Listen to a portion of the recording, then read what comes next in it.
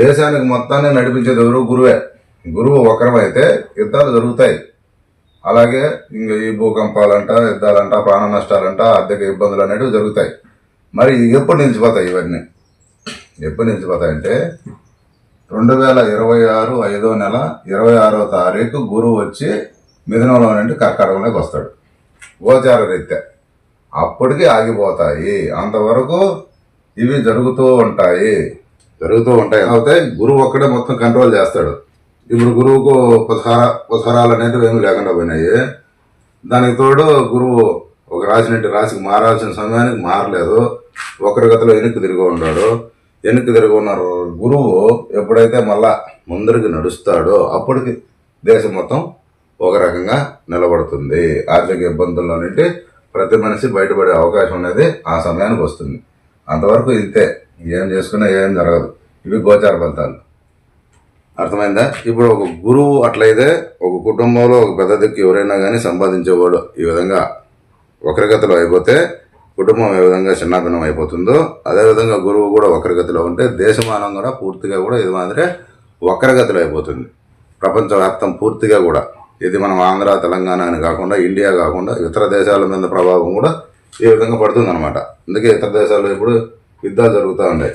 గురువు వక్రంలో వచ్చిన దానివల్ల ఈ యుద్ధాలు అనేవి ఈ విధంగా జరుగుతూ ఉన్నాయి.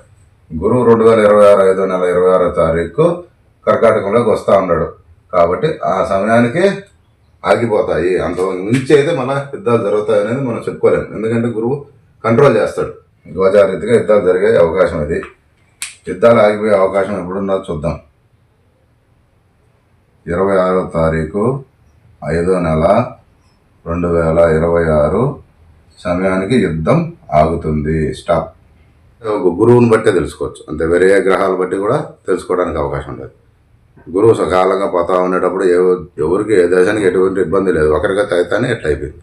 కుటుంబంలో ఒక యజమాని తాగిపోతే అయిపోయినా, తిరిగిపోతే అయిపోయినా, పరంపోక అయిపోయినా, కుటుంబాన్ని వదిలేసి వెళ్ళిపోయినా ఆ కుటుంబం ఎంత బాధింపబడుతుందో, బాడుగులు కట్టలేకో, కరెంటు బిల్లులు కట్టలేకో, రేషన్ తెచ్చుకోలేకో, సమాజంలో గౌరవం లేకో, మర్యాద లేకో, అప్పులోళ్ళు కిందపడు, ఫైనాన్స్ వాళ్ళు ఇబ్బంది పెట్టు, సంపాదించే ఒక తండ్రో తల్లిలో లేకపోతే కుటుంబం ఏ విధంగా ఇబ్బందుల పాలు అయిపోయి హస్తగతం అయిపోతారో ఆ విధంగా ఇప్పుడు దేశం మొత్తం హస్తగతం అయిపోవడానికి గురువే కారణమైనాడు అనమాట. అలా తెలుసుకోవచ్చు గోచార రీతిగా. గురువుకి ఎప్పుడు వక్రం ప్రారంభమైంది అనేది తెలుసుకుందామా? గురువుకి ఎప్పుడు వక్రం ప్రారంభమైందంటే 12వ తారీఖు 11వ నెల 2025 అంటే పోయిన సంవత్సరము 11వ నెల 12వ తారీఖు గురువు వక్రంలో ప్రారంభమైనాడు. అంటే పునర్వసం 3 మంది అంటే ఎనిక్కిపోతున్నాడు. 4 మందికి వచ్చేసింటే ఏం సమస్యలు లేవు. 3 మంది నుండి ఎనికి 2కి 1కి అట్లా పోతున్నాడు.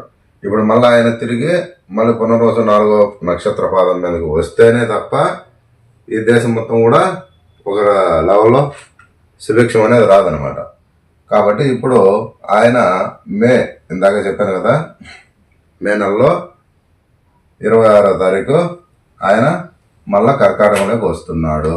గురువు వస్తే అప్పటికి సమస్యలన్నీ క్లియర్ అవుతాయి. దేశమాన వారి ప్రకారంగా గురువు కర్కాటకంలోకి వస్తే తప్ప యుద్ధాలు ఇవన్నీ ఆగేదానికి పరిస్థితి లేదు. గురువు ఇప్పుడు వక్రం ఎప్పుడు స్టార్ట్ అయినాడు? ఇప్పుడు స్టార్ట్ అయినాడు 12వ తారీఖు 11వ నెల నవంబరు 2025 స్టార్ట్ అయినాడు. వక్రంలోకి ఎనిక్కిపోతున్నాడు. ముందరికి ఒక స్టెప్ వచ్చేసిందంటే ఇవన్నీ జరిగేవి కాదనమాట.